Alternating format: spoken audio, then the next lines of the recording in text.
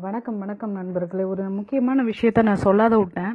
ராதாராஜன் பீட்டாவில் இருந்து அவங்களுக்கு ஒரு சின்ன அவங்களுக்கு வயசு 28 ஆகுது. நீங்கள் சொல்லியிருக்கீங்க ஃப்ரீ செக்ஸ்னா கூட்டம் பயங்கரமாக கூடும் மெரினால அப்படின்ட்டுருக்கீங்க.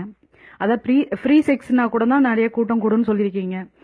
எங்களுக்கு அதெல்லாம் தெரியாது. அடிக்கடி நீங்கள் போயிட்டு வந்திருப்பீங்க, உங்கள் ஃபேமிலியிலேருந்து எல்லாம் போயிட்டு வந்திருப்பீங்க, உங்களுக்கு தெரியும். எங்களுக்கு அதெல்லாம் தெரியாதுங்க. உங்களுக்காக தான் இந்த பதிவு. அதை பார்க்கும்போதே கொதிக்குது. என் பிஞ்ச செருப்பு இருக்கு.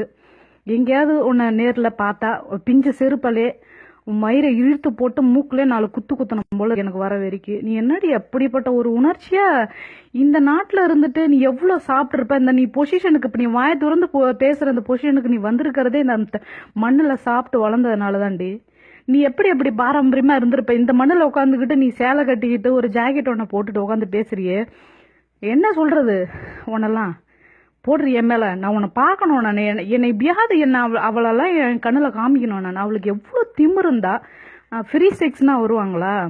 எப்படி ஃபேமிலியோட போவீங்களா? அடிக்கடி வீக்லி போயிட்டு வரவங்களுக்கு தான் தெரியும். எங்களுக்குலாம் அதை பற்றிலாம் தெரியாது. கூட இருக்கிறவன் பக்கத்தில் இருக்கிறவன் கை கால் பட்டாலும் சகோதரனா அப்படிதான் நினச்சி நாங்கள் நின்றுக்கிட்டு இருந்தாலும் ஒன்னா படுத்துட்டு இருந்தாலும் நாங்கள் அப்படிதான் நினச்சி மெரினால ஒரு தாய்மார்களும் சகோதரர்களும் ஃபேமிலியோட வந்திருக்காங்க. அப்போ ஃபேமிலியோட வந்திருக்கிறவங்களாம் நீ எப்படி இந்த வார்த்தையை கேட்ப?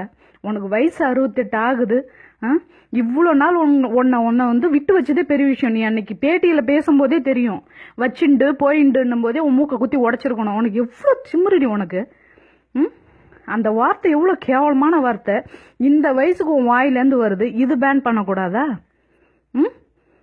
இத்தனை கோடி மக்களோட உணர்ச்சியும் பாரம்பரியத்தையும் இழிவுபடுத்துற நீ பீட்டாவில் இருந்துக்கிட்டு இப்படி ஒரு வார்த்தையை சொல்ற. நீ உன்னை என்ன சொல்றது? எனக்கு இதுக்கு மேலே நீ நாண்டுகிட்டு செத்துடுற. நீலாம் உன் கறி எடுத்துட்டு வெளியில வந்துடாத.